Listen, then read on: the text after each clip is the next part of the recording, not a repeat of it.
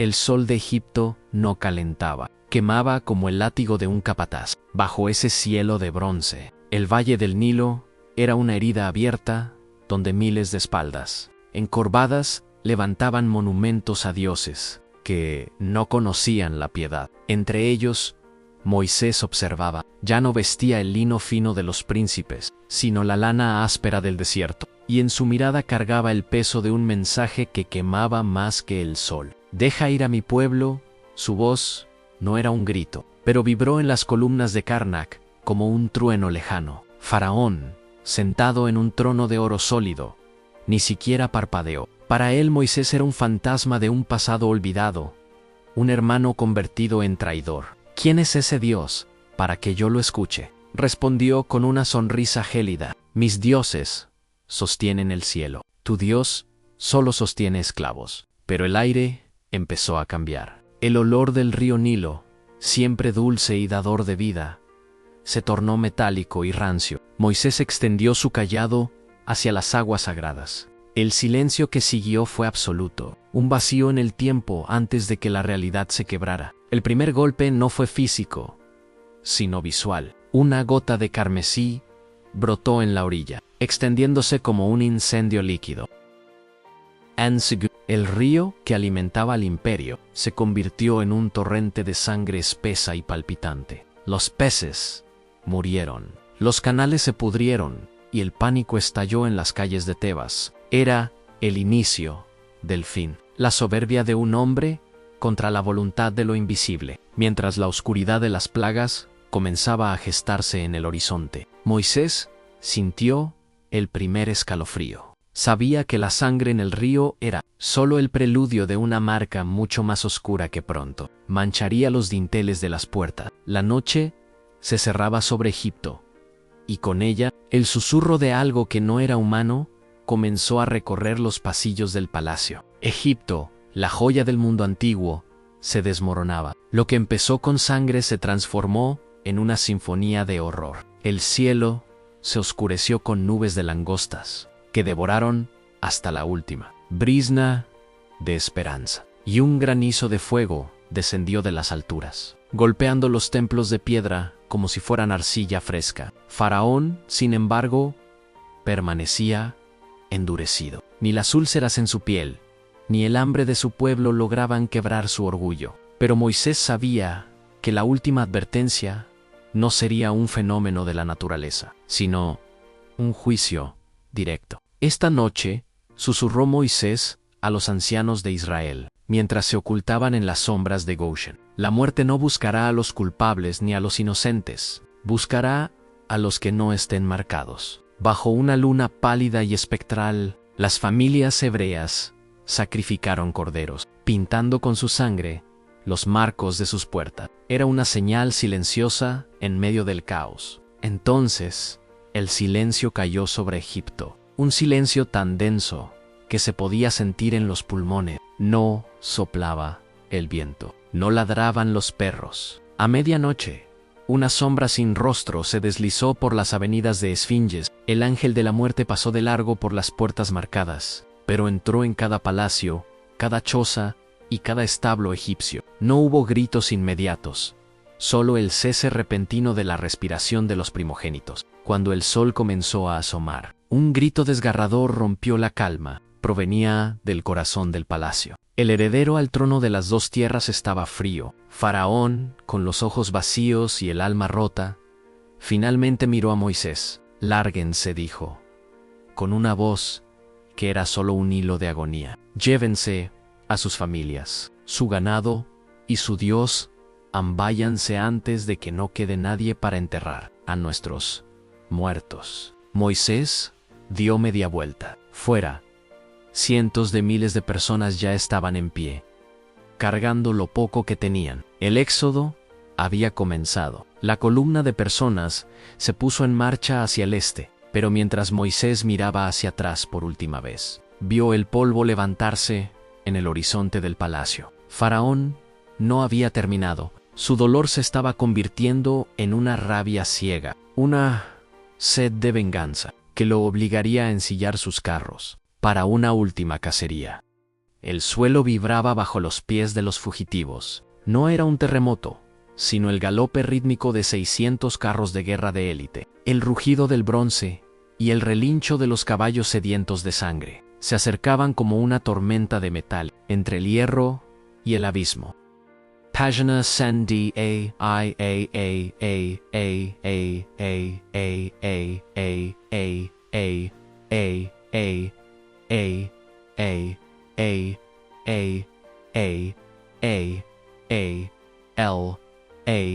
Suddenly woke up something inside of his audience.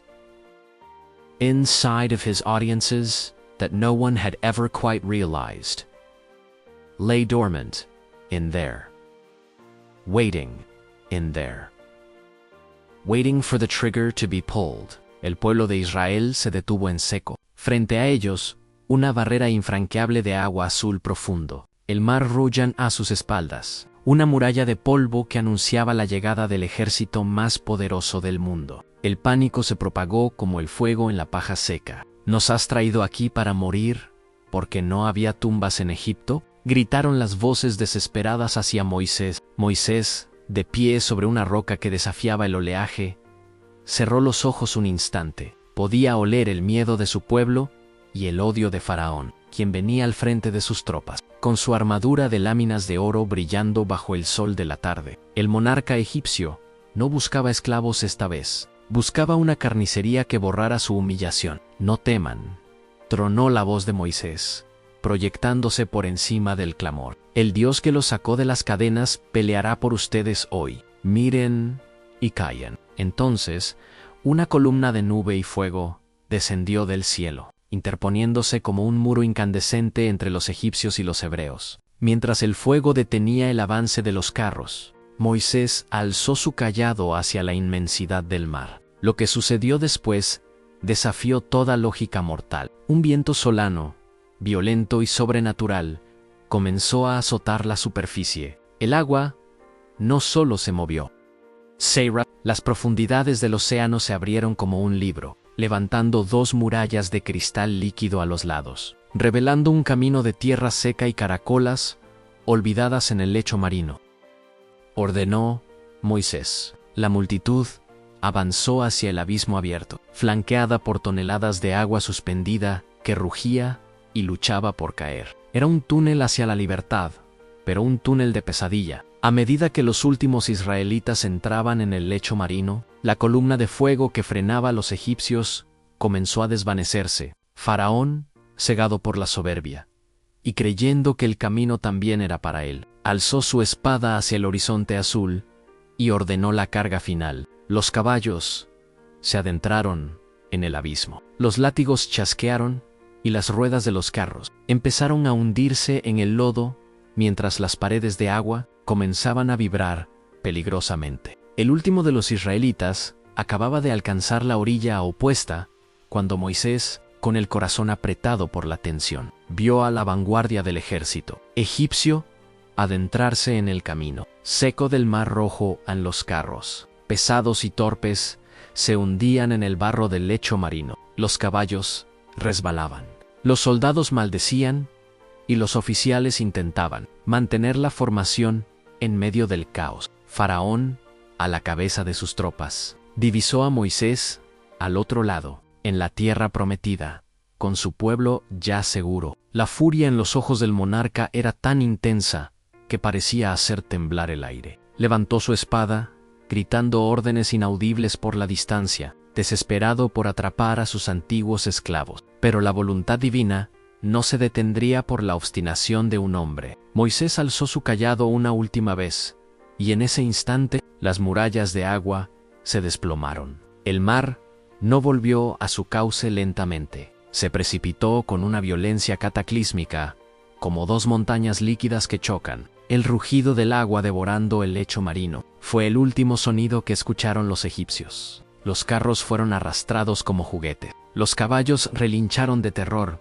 y los soldados, atrapados en sus pesadas armaduras, se hundieron bajo la fuerza implacable del océano. El Mar Rojo se cerró sobre ellos, convirtiéndose en la tumba de un imperio y el fin de la pesadilla de Israel. Desde la orilla El pueblo contempló el espectáculo con una mezcla de horror y asombro. Los instrumentos de cuerda y los tambores empezaron a sonar. Miriam, la hermana de Moisés, tomó un pandero y entonó un canto de victoria y liberación. Cantad al Señor, que sea cubierto de gloria. Ha lanzado al caballo y al jinete al mar. Cantó Miriam, y miles de voces se unieron a ella. La alegría era inmensa, pero efímera. Delante de ellos se extendía una vasta e inhóspita extensión de arena y piedra. El desierto del Sinaí, sin agua, sin comida y sin refugio. La libertad tenía un precio. Y ese precio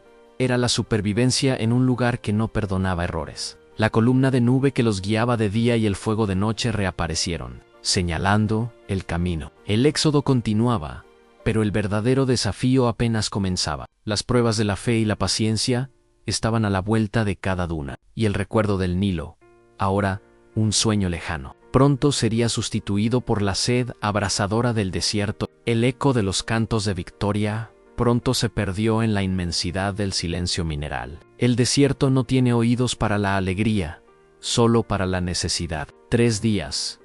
Ese fue el tiempo que tardó la euforia en convertirse en desesperación. El agua que habían traído de Egipto se agotó, y el sol, implacable, comenzó a cobrar su diezmo. Los labios se agrietaron, las lenguas se hincharon, y el polvo se convirtió en el único sabor conocido. ¿Nos sacaste de Egipto para morir de sed? El susurro de la queja empezó a recorrer el campamento como una serpiente. Llegaron a Mara, pero las aguas eran amargas, imposibles de beber. El pueblo rugió en protesta. Moisés, bajo el peso de miles de miradas acusadoras, clamó al cielo. Tras un milagro que endulzó las fuentes, el camino continuó, pero el hambre fue el siguiente enemigo. Extrañaban las ollas de carne de Egipto. Preferían la esclavitud con el estómago lleno que la libertad en el vacío. Mañana, anunció Moisés con voz ronca, verán la gloria de quien los guía. Al amanecer, el desierto apareció cubierto por una capa fina y blanca, como la escarcha. ¿Qué es esto?, preguntaban unos a otros. Es el pan que el cielo les da, respondió Moisés. Lo llamaron maná. Tenía el gusto de hojuelas con miel, pero venía con una advertencia. Solo podían recoger lo necesario para el día. La codicia se castigaba con la podredumbre. Así, el desierto se convirtió en una escuela de disciplina y dependencia. Pero el peligro no solo venía del hambre. En las sombras de los cañones de piedra, unos ojos hostiles los observaban. Los amalecitas, guerreros nómadas del desierto, vieron en esta multitud una presa fácil. No buscaban esclavos, buscaban exterminio. El primer ataque fue brutal, cayendo sobre la retaguardia, donde estaban los más débiles. Moisés comprendió que la fe no solo se alimentaba de maná, sino que también debía forjarse en el acero. Llamó a un joven guerrero llamado Josué y le ordenó preparar a los hombres para la batalla. Mientras Josué descendía al valle con su espada en alto, Moisés subió a la cima de una colina. Mientras él mantuviera sus manos alzadas hacia el cielo, Israel prevalecería. Pero sus brazos empezaron a pesar como el plomo, y cada vez que bajaban por el cansancio, las espadas de los amalecitas ganaban terreno. La supervivencia de una nación entera dependía de la resistencia de un solo hombre en lo alto de la roca. Mientras abajo, el valle se teñía de un rojo que no era el del mar, sino el de la guerra.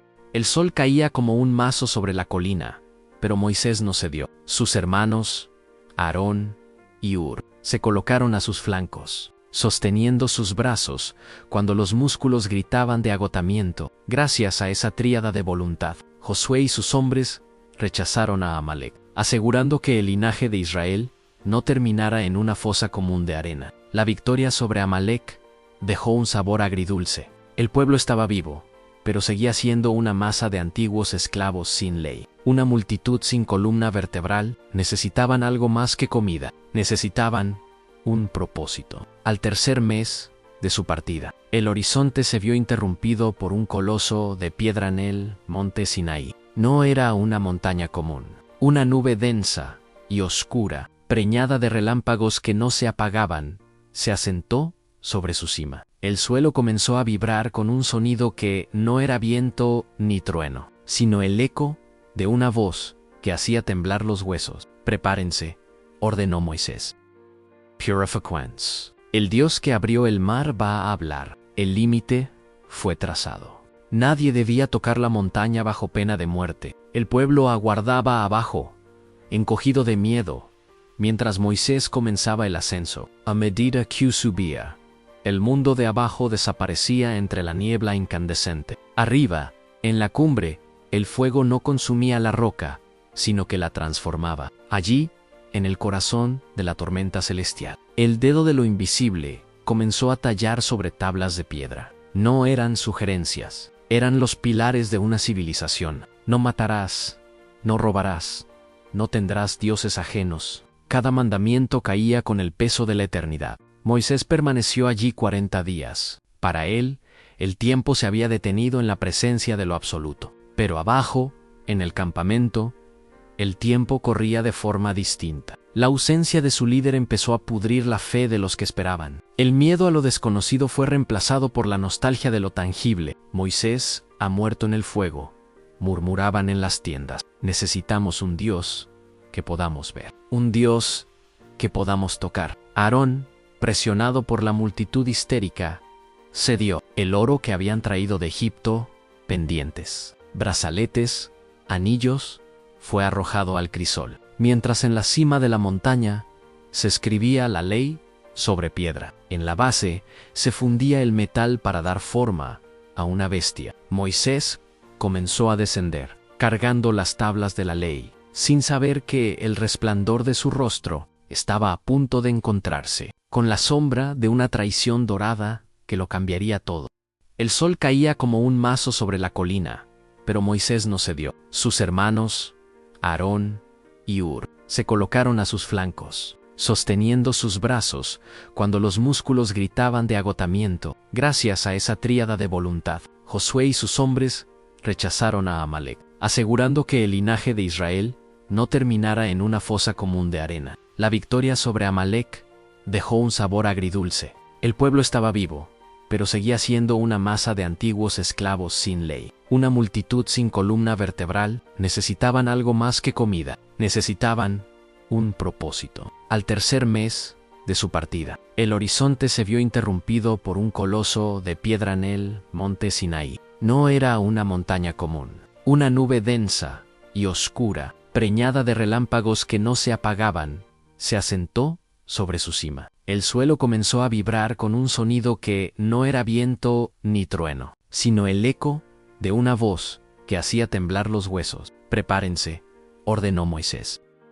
Purifiquance. El Dios que abrió el mar va a hablar. El límite fue trazado. Nadie debía tocar la montaña bajo pena de muerte. El pueblo aguardaba abajo, encogido de miedo, mientras Moisés comenzaba el ascenso. A medida que subía, el mundo de abajo desaparecía entre la niebla incandescente. Arriba, en la cumbre, el fuego no consumía la roca, sino que la transformaba. Allí, en el corazón de la tormenta celestial, el dedo de lo invisible comenzó a tallar sobre tablas de piedra. No eran sugerencias, eran los pilares de una civilización. No matarás, no robarás, no tendrás dioses ajenos. Cada mandamiento caía con el peso de la eternidad. Moisés permaneció allí 40 días. Para él, el tiempo se había detenido en la presencia de lo absoluto. Pero abajo, en el campamento, el tiempo corría de forma distinta. La ausencia de su líder empezó a pudrir la fe de los que esperaban. El miedo a lo desconocido fue reemplazado por la nostalgia de lo tangible. Moisés ha muerto en el fuego,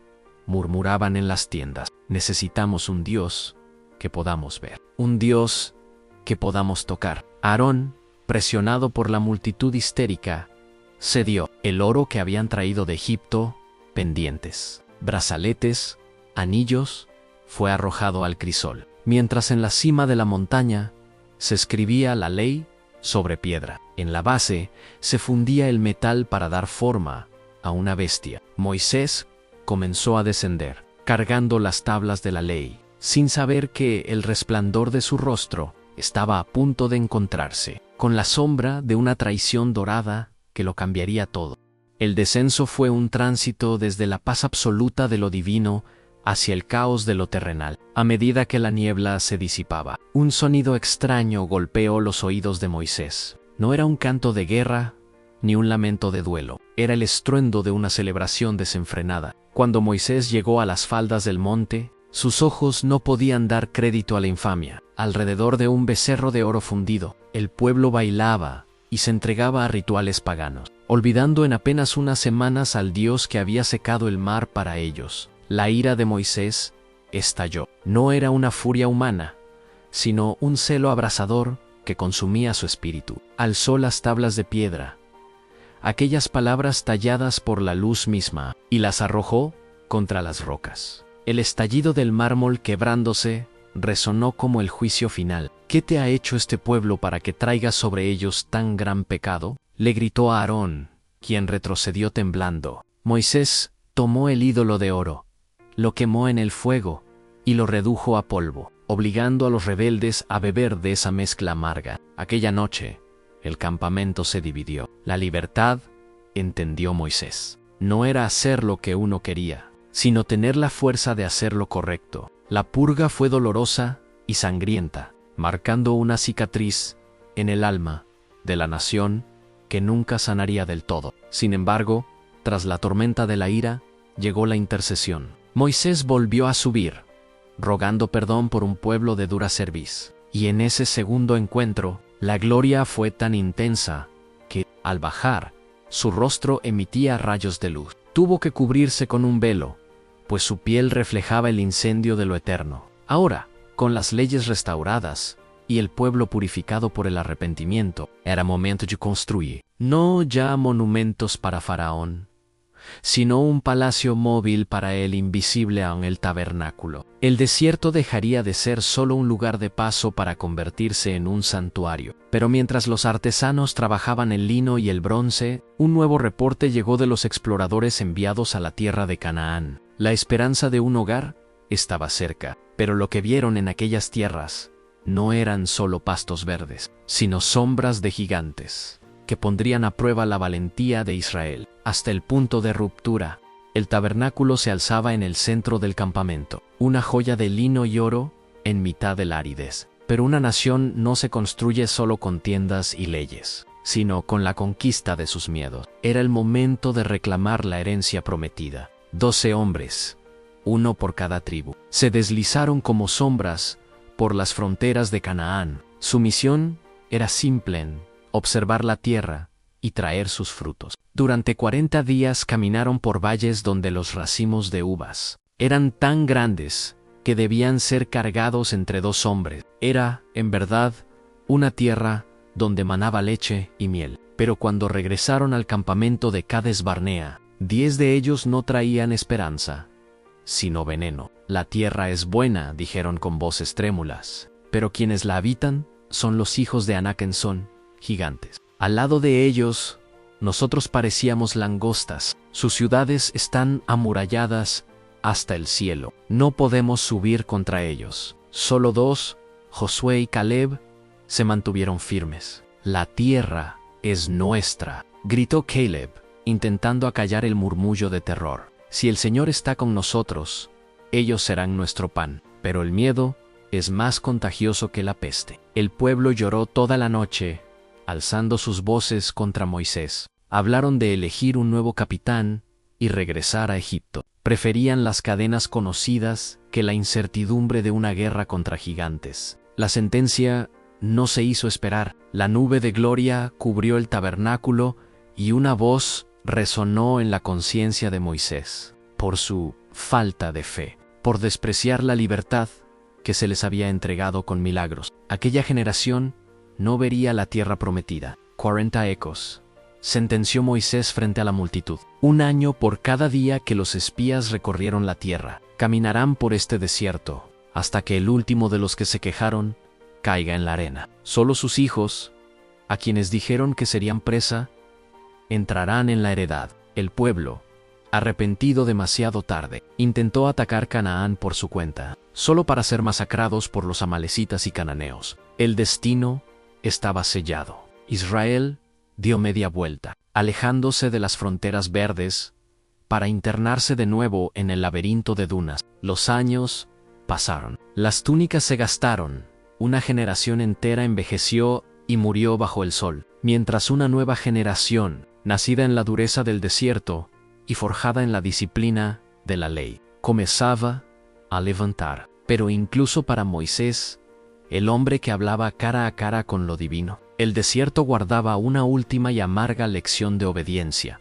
El desierto se había convertido en un cementerio de arena, pero también en la cuna de una nación guerrera. Los 40 años habían pasado como un suspiro de fuego, y el polvo finalmente comenzó a asentarse sobre la generación que dudó. El traspaso de la antorcha. Moisés ya no era el joven príncipe de Egipto, ni el vigoroso pastor de Madián. Su cuerpo cargaba con 120 años de historia, pero sus ojos seguían ardiendo con la misma intensidad que el primer día frente a la zarza ardiente. Sin embargo, incluso el roble más fuerte siente el hacha de su propio destino. En las aguas de Mariba, bajo la presión de un pueblo sediento y rebelde, Moisés había flaqueado. En lugar de hablarle a la roca como se le ordenó, la golpeó con ira. Fue un momento de arrogancia humana en una vida de entrega divina. El precio fue el más alto que podía pagar. Vería la promesa con sus ojos, pero sus pies nunca pisarían el suelo de Canaán.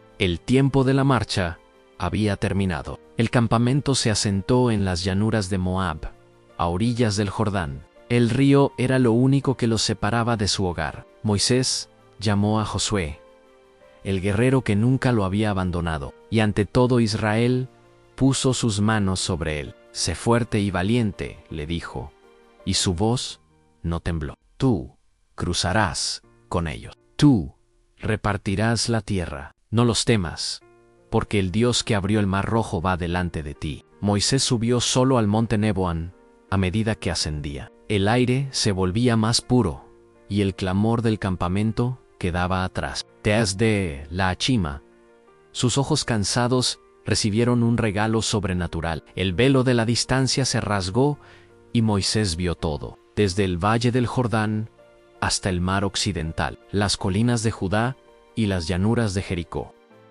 Era hermosa, era la tierra de los antepasados, el final de un camino de sangre y milagros. Sonrió con una paz que sobrepasaba el entendimiento. Había cumplido su misión. Había transformado a un pueblo de esclavos en una nación de hombres libres. Moisés cerró los ojos por última vez, recostándose en la roca de la montaña. No hubo tumba, no hubo llanto fúnebre en la cumbre, solo el beso de lo eterno reclamando a su siervo más fiel. Abajo, en el valle, Josué miró hacia la montaña y luego hacia el río Jordán. El sol se ponía, pero para Israel, un nuevo día estaba a punto de comenzar. El agua del río ya empezaba a agitarse, esperando la orden para detenerse.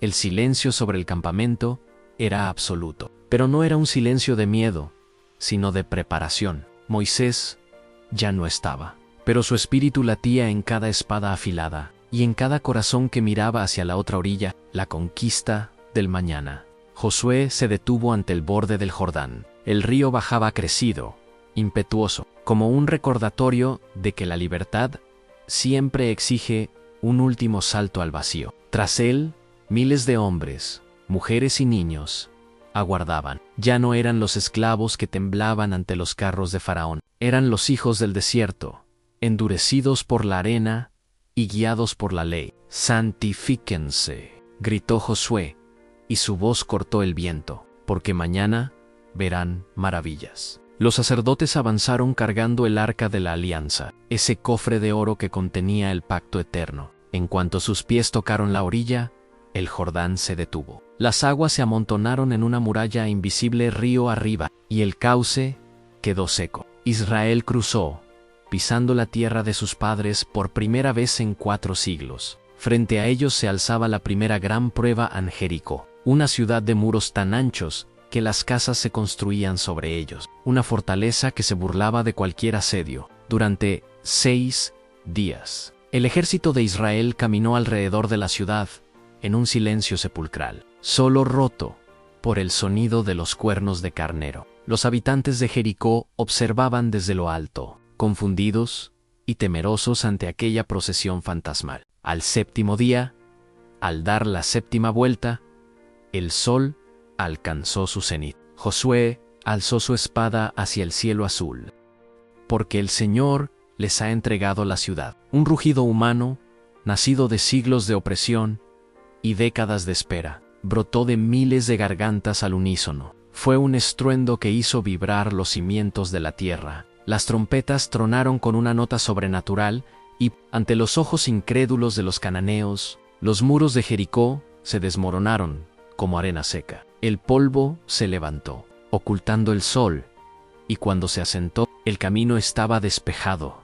Israel entró en la promesa. El éxodo, que comenzó con una gota de sangre en el Nilo, terminaba con el grito de un pueblo libre reclamando su hogar. Moisés, desde la eternidad, podía descansar. El fuego de la zarza ahora ardía en el alma de toda una nación. La travesía había terminado, pero la historia de Israel apenas comenzaba a escribirse sobre la piedra y el tiempo. El polvo de los muros caídos de Jericó se asentó finalmente, dejando paso a una luz dorada que bañaba los valles de Canaán. El aire ya no olía a azufre, ni a arena seca, sino a olivos, a tierra mojada y a futuro. Josué caminó hasta la cima de una colina cercana y hundió la punta de su espada en el suelo, no como un gesto de guerra, sino como quien reclama un hogar. A sus pies, el pueblo de Israel comenzaba a dispersarse por la tierra. Las familias buscaban sombra abajo, las higueras y los pastores guiaban al ganado hacia pastos que no eran un espejismo. Aquella noche, no hubo columna de fuego en el cielo. Por primera vez en 40 años, el firmamento estaba limpio, cuajado de estrellas, silenciosa. El maná dejó de caer al amanecer, pues ya no eran huérfanos del desierto. Ahora comían del fruto de su propia tierra. El éxodo no fue solo un viaje a través de la geografía, sino un viaje a través del alma humana, de la esclavitud a la ley, del miedo a la fe, y de la multitud al pueblo. En algún lugar del monte Nebo, el viento soplaba sobre una tumba sin nombre, pero el legado de Moisés respiraba en cada palabra de la ley, y en cada hombre libre que caminaba bajo el sol de Canaán. La promesa se había cumplido. El largo camino a casa, por fin, había terminado. Si te edifica la palabra de Dios y disfrutas de las reflexiones bíblicas, te invito a suscribirte al canal. Tu apoyo nos ayuda a seguir compartiendo el Evangelio. Muchas gracias y bendiciones.